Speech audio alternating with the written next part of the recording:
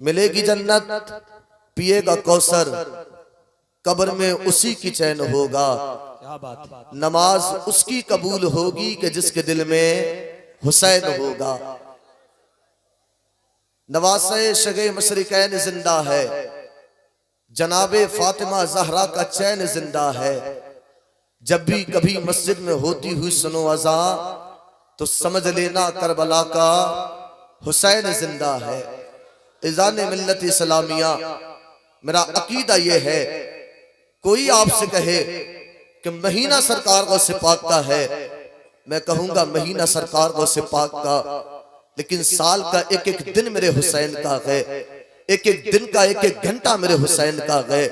आका हुसैन ने करबला के मैदान में अपने खानदान को लुटाकर उसाइब साल का एक एक दिन खरीद लिया है। अपने नाम मेरे आका हुसैन ने किया है।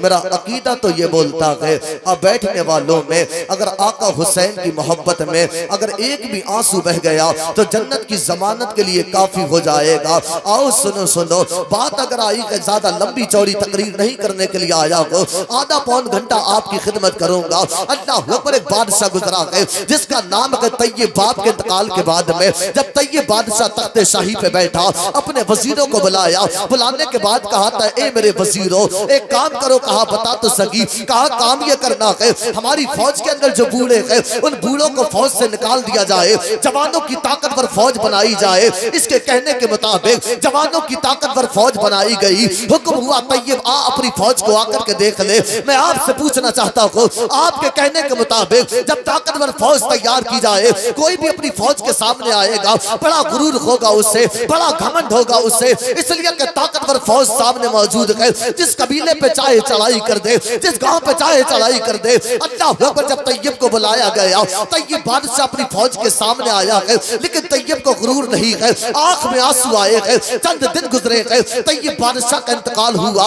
एक शख्स रियाया का था, इसने ख्वाब में देखा कि तैयब जन्नत के अंदर टहल रहा है, तैयब जन्नत के अंदर मौजे मार रहा है। पूछा था, तैयब बादशाह इतना तो बता, आखिर तुझे जन्नत कैसे मिल गई है? बादशाहों के इंसाफ तो बड़े मुश्किल से होते हैं, बादशाहों के फैसले तो बड़े मुश्किल से होते हैं। तब तैयब बादशाह ने कहा था, ए पूछने वाले, दरअसल बात ऐसी है, जब मेरा इंतकाल हुआ है, मेरे अजीज मुझे कब्र में दफना के आए हैं, कोई मेरा साथ देने वाला ना था, अंधेरी कब्र थी। अपनों ने साथ छोड़ा, बेगानों ने साथ छोड़ा, दौलत ने साथ छोड़ा, रियाया ने साथ छोड़ा। वक्त का बादशाह कहता है सबने मेरा साथ छोड़ा। मैं कहता हूँ साहिबो, अपनी कब्र की तैयारी कर लो, अपनी कब्र की फिक्र कर लो। एक दिन आएगा जब तेरा जनाजा तेरी दहलीज से निकलेगा, अपने साथ छोड़ेंगे, बेगाने साथ छोड़ेंगे, कोई तेरा साथ देने वाला न होगा। मैं कहता हूँ खुदा रा, अल्लाह ने अगर आज तुझे दौलत दी है, इस दौलत को राह खुदा में कुर्बान कर दे, ये तेरे साथ में कब्र में नहीं जाएगी। आज तेरे पास दौलत आई है,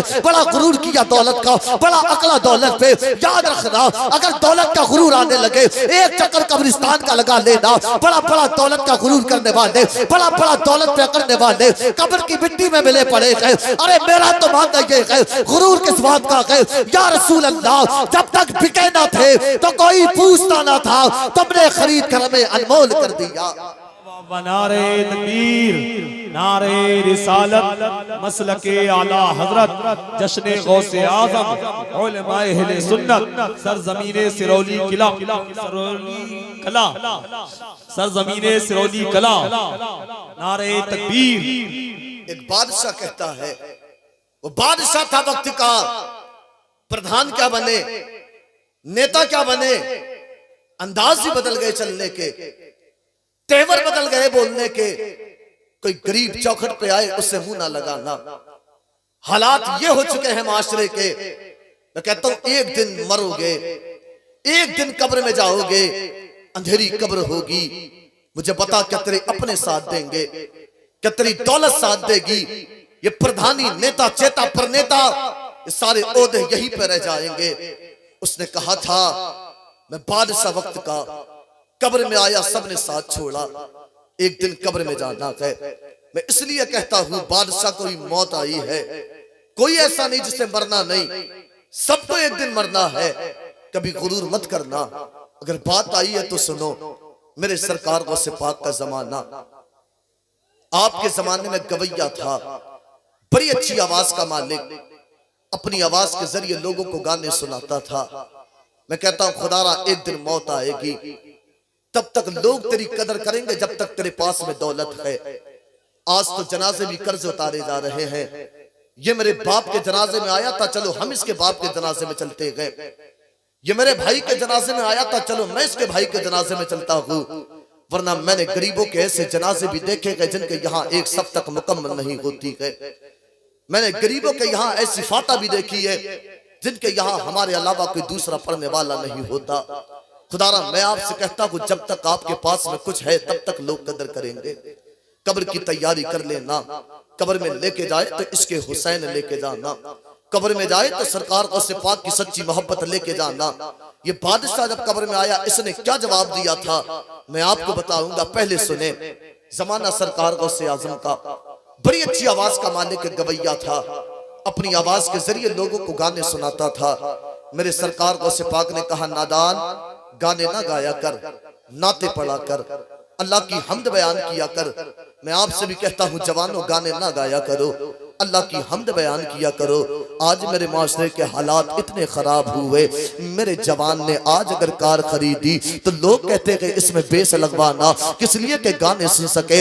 आज किसी कारखाने में जाकर के देखो, कोई मेरा जवान ऐसा नहीं है जो बगैर गाने के काम करे। आज मेरी माए बहनें भी आई है, ओ मेरी माओ बहनों तुम्हें पैगाम देना चाहता हूँ, अगर बाप अबू साले को, माँ उम्मुल खैर फातिमा को, तब जाकर के बेटा गौसे आजम पैदा होता है। माँ 5 वक्त की नमाजी फातिमा ज़हरा को, बाप शेर खुदा को, तब जाकर के बेटा शहीद। नारे रिसालत मसलके आला हजरत खतीबे अहले चमने ज़हरा के फूल औलादे रसूल हजरत अल्लामा सैयद शबाद हुसैन साहब क़िबला। आप लोग बैठ जाएं, बिगाड़िए नहीं मोहल्ला। अल्लामा सैयद शबाद हुसैन साहब क़िबला, उलमाए अहले सुन्नत, खतीबे मिल्लत, रास्ता दीजिए, हट जाइए भाई। खतीबे अहले सुन्नत, चमने ज़हरा के फूल, जिगर गोशे बुतूल, औलादे रसूल हजरत अल्लामा सैयद शबाद हुसैन साहब क़िबला जन्नत तशरीफ आ रहे हैं। आप बैठ जाएं तरतीब के साथ, मिजाज बिगाड़ने की कोशिश ना करें और नारा लगाइए, नारे तकबीर, नारे रिसालत,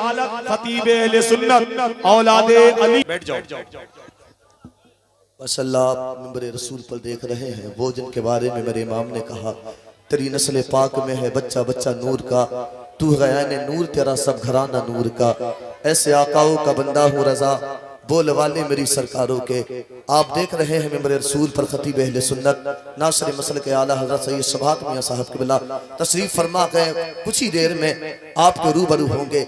मैं अर्ज कर रहा था, आज हालात इतने खराब हुए, मेरी माए बहने जवान काम करे तो गाने के बगैर नहीं। लोगों ने कार खरीदी तो बेस लगवाए गए, किस लिए के गाने सुन सके ज्यादा आवाज में। मैं कहता हूँ खुदारा अगर कार चलाते चलाते एक्सीडेंट हो गया तब बता आका अलैहिस्सलाम को जाके क्या मुंह दिखाओगे। मैं अपनी बहनों से गुजारिश करना चाहता हूँ, आज तुम घरों में बैठ करके कार जो भी करती हो, मैंने हालात ये देखे गए। आज हमारी बहनों के हालात ये है, बगैर गाने के काम नहीं है। घर में टीवी सीरियल लगा करके रखे गए, कोई काम बगैर उसके नहीं होता। मैं कहता हूँ खुदारा जब माँ 5 वक्त की नमाजी फातिमा ज़हरा को, तब बाप अगर शेर खुदा को, तब जाकर के बेटा शहीद आजम हुसैन पैदा होता है। बाप अबू साले को, माँ उम्मुल खैर फातिमा को, तब जाकर के बेटा गौसे आजम पैदा होता है। आज तो कौम के हालात ये है, अगर जलसे हो लोग कहते हैं हजरत बहुत ज्यादा टाइम हो गया।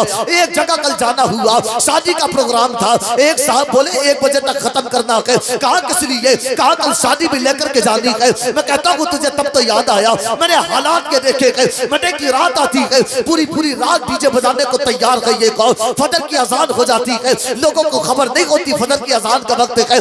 खुदारा मैं तुमसे कहता हूँ अपने तरीके बदल दो, दुनिया को ये पैगाम दो, अगर घर में खुशी आएगी तब भी नबी की बातें होगी, अगर गम आएगा तब भी नबी की बातें होगी।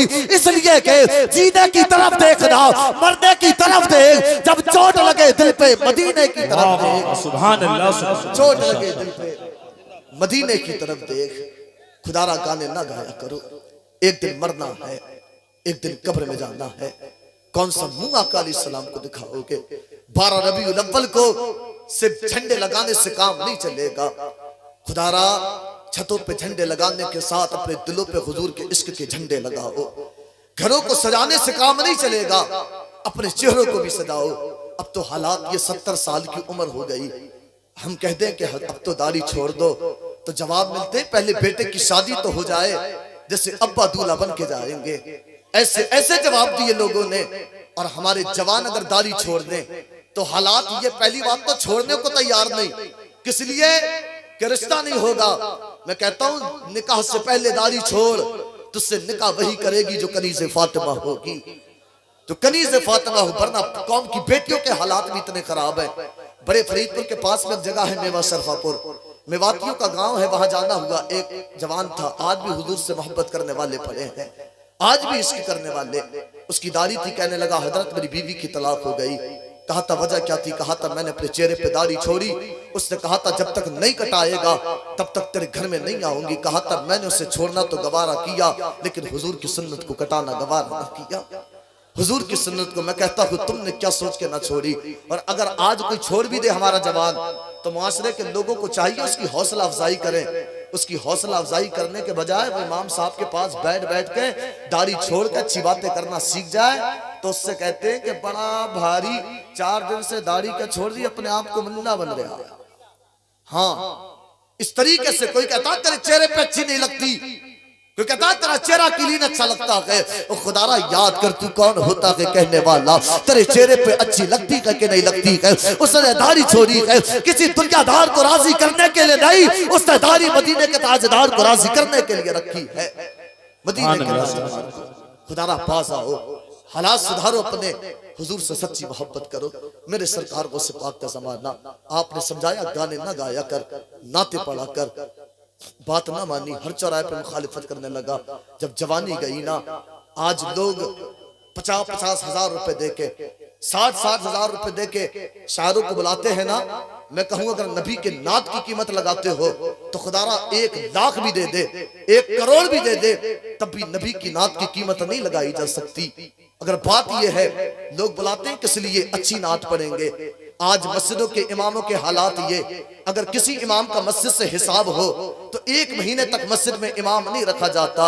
नए नए इमाम बुलाए जाते हैं, उनसे तकरीरें कराई जाती है। कौम के हालात ये है जो ज्यादा अच्छी तकरीर करता है लोग उसे अपना इमाम बनाना पसंद करते हैं। खुदारा आज मैं आपसे कहता हूँ जब तक आपके पास में कोई नेमत है तब तक लोग तुम्हारी कदर करेंगे। जिस दिन ये आवाज जाएगी उस दिन लोग तुम्हारी कदर करना छोड़ देंगे। जब हम बूढ़े पर जाएंगे हमें भी सुनने के लिए कोई तैयार नहीं होगा। अगर बोलना भी चाहेंगे लोग कहेंगे पता नहीं किस बुढ़े को बिठा के रखा है। मैं कहना चाहता हूँ लोग आज आवाजों के मजे लेना जानते हैं। खुदारा कभी गुरूर किसी नेमत का मत करना। अल्लाह अगर जवानी दे तो जवानी का गुरूर मत करना। मेरे सरकार को से पाक ने समझाया, बात ना मानी, जवानी की दहलीज से कदम हटा, बुढ़ापे की दहलीज पे कदम आया। कब्रिस्तान का हालात ये हुए, फटा हुआ लिबास तक पे आ गया। घर वालों ने धक्के दे के बाहर निकाला, गांव वालों ने भीख तक ना दी। कब्रिस्तान आके बैठा, यूं सोच के आके बैठा था जहां घर वालों ने घर वालों ने धक्के दे के निकाला, गांव वालों ने भीख तक ना दी। मुझे कफन कौन देगा? ये मेरे सरकार को से पाक का वो जमाना है। इस जमाने में कफन की कीमत का अंदाजा यहाँ से लगा सकते हो। अगर मुर्दे को दफना के आते, कफन चोर आते थे, मुर्दे को निकाल करके कफन को चुरा के ले जाते थे। ये कब्रिस्तान आकर के बैठा है। कुर्बान जाओ बगदाद के शहंशाह पर, आपकी निगाह इस पे पड़ी है। हर चौराहे पे बुराई करता था, हर चौराहे पे मुखालिफत करता था। खुदारा मुखालिफीन सबके होते हैं, लेकिन अल्लाह की रजा के लिए लोगों को माफ करना सीखो। हदीस पाक का मफहूम ये है जो जमीन वालों पर रहम करता है आसमान वाले उस पर रहम करते हैं। खुदारा लोगों को माफ करना सीखो। मेरे सरकार को से पाक ने देखा, अपने मदरसे आए हैं, चंद असरफियां रखी और रखने के बाद कहा था जा उस फला कब्रिस्तान में चला जा, एक गवैया बैठा है उसको जाकर के देना, लेकिन मेरा नाम न बताना। ये अल्लाह वाले होते हैं जो इस हाथ से दे दूसरे हाथ को खबर ना हो। मैंने 100 रुपए मस्जिद में दिए तो मेरा नाम होना चाहिए। मेरे तो हालात ये है, ठंड का मौसम आ रहा है, हमारी सोसाइटी के जवान ऐसे भी होंगे, कोई गरीबों को कंबल बांटेगा, कोई चादरें बांटेगा और फोटो लेकर के सोशल मीडिया पे अपलोड करेंगे। मैं कहता हूँ आप गरीबों के सर पे चादर नहीं उड़ाते बल्कि उनकी इज्जत की धज्जियां उड़ाते हो। उनके सरों पे चादर नहीं उड़ाई जाती, उनकी इज्जत की धज्जियां उड़ाई जाती है। खुदारा कभी किसी गरीब की मदद करो तो फोटो लेकर के सोशल मीडिया पे अपलोड मत करना। हाँ, तुमने बलठने मंगाए, केक काटा, एक दूसरे के चेहरे पे लगा के बर्बाद किया, सोशल मीडिया पे अपलोड। मुआशरे में कितने गरीब बच्चे ऐसे हैं जिनके बच्चों को जिंदगी में केक खाना नसीब ना हुआ, जिनके बच्चों को केक खाना नसीब ना हुआ। खुदारा कभी गरीबों का ख्याल किया करें, इनकी मदद करें तो बस इस इरादे से कि दुनिया वाले देखे ना देखे, मदीने से मुस्तफ़ा देख रहे हैं, मेरा खुदा देख रहा है। सरकार गौसे पाक ने मदद की। कहा था ये मदद करने वाला कौन है? कहा था देने का हुक्म है, नाम बताने का नहीं। कहा तो अब्दुल कादिर के मदरसे में पढ़ता है? कहा अभी गुजर हुआ है। मदरसे आया, आने के बाद कहा था अब्दुल कादिर मैं तो तेरी बुराई करता था, मैंने तुझे अपना मुखालिफ जाना था, तूने मेरी मदद की है। मेरे सरकार गौसे पाक ने कहा था नादान सारी बातें छोड़, अगर कुछ और भी चाहिए बता दे, वो भी दिया जाएगा। कहने लगा जवानी के दिन थे जब लोगों को गाने सुनाता था, आपने कहा था तौबा कर ले, अल्लाह तेरे गुनाहों को माफ कर देगा। क्या आप तौबा करूंगा, अल्लाह मेरे गुनाहों को माफ कर देगा। कहा था नादान हाथ बढ़ाने का काम ये तेरा है, तुझे अल्लाह का वली बनाने का काम ये अब्दुल कादिर का है। सुभान अल्लाह। यहाँ चोर भी आते हैं तो अब्दाल बनाए जाते हैं, गवैये आते हैं तो सुल्तान बनाए जाते हैं। खुदारा इन महफिलों में आकर के बैठा करो। मुफ्ती अहमद यार खान नईमी रहमतुल्लाह ताला अलैह आप लिखते कि जिस मकान में सरकार गौसे पाक का जिक्र होता है, जिस जगह सरकार गौसे पाक के तस्करे होते हैं, अल्लाह ताला 1 साल तक वहां बरकतें नाजिल फरमाता है। कितनी साल तक? 1 साल तक बरकतें। एक दिन मरना है, मैं अर्ज कर रहा था, आखिरी बात अर्ज करके अपनी तकरीर को खत्म करूंगा। तैयब बादशाह ने कहा था, मैं कब्र में कहा था तैयब तेरा तुझे जन्नत कैसे मिली? मैं कब्र में आया, अपनों ने साथ छोड़ा, बेगानों ने साथ छोड़ा, नकीरैन सवाल करने के लिए आए हैं, मुझसे सवाल करना चाहा। इतने में मैंने क्या देखा, एक नूरानी चेहरे वाला कब्र में आया। आने के बाद कहा था इससे सवाल न करना, जो सवाल करना है मुझसे करो। उसने सारे सवाल के जवाब दिए गए। जब वो जाने लगा मैंने कहा था ए करम करने वाले बता, करम करने वाला तू कौन है? ये करम मुझ पे किस लिए किया गया? उसने कहा था जानता नहीं मैं कौन हूँ, मुझे कोई और नहीं करबला का हुसैन कहा जाता है। अल्लाह पर मैंने कहा था ये करम किस लिए किया है? कहा करम करने की वजह ये है, याद कर जब तेरे कहने के मुताबिक तेरी ताकतवर फौज तैयार की गई थी, तो अपनी ताकतवर फौज के सामने आया था, तुझे बड़ा गुरूर होना चाहिए था, तुझे बड़ा फक्र होना चाहिए था, लेकिन तेरी आंख में आंसू आए थे। तो ये पता वजह क्या थी? कहा था वजह ये थी जब मैं अपनी ताकतवर फौज के सामने आया, मुझे करबला का हुसैन याद आया, करबला का गाजी अब्बास याद आया, करबला के औन मोहम्मद याद आए। मैं सोचने लगा काश ये फौज मेरी इस वक्त मौजूद होती, अब्बास के बाजू को कटने ना देता, कासिम की जवानी को लुटने ना देता, और न मोहब्बत के बचपने को लुटने ना देता। ये करम किस लिए किया है? कहा था नादान ये करम किसी और बिना पे नहीं, अरे तेरे आंसू मेरे घर वालों की मोहब्बत में निकल गए हैं। हमारा वादा है जिसके आंसू हमारी मोहब्बत में निकलेंगे उसे कब्र से भी बचाएंगे, कल कयामत के दिन नाना से जन्नत दिलाएंगे। कब्र से भी बचाएंगे, कयामत के दिन नाना से जन्नत दिलाएंगे। अल्लाह की बारगाह में दुआ है अल्लाह हम सबको सादात का एहतराम करने की तौफीक अता फरमा। अल्लाह हम सबको आका हुसैन से सच्ची मोहब्बत करने की तौफीक अता फरमा। मेरे बोलने में लफ्ज़न सहबन कसदन अमलन अमदन जब इक़रात वाक़ होंगे रब तआला से दुआ है मुझे माफ़ फरमा। वमा अलैना इल्लल बलाग। अस्सलाम अलैकुम।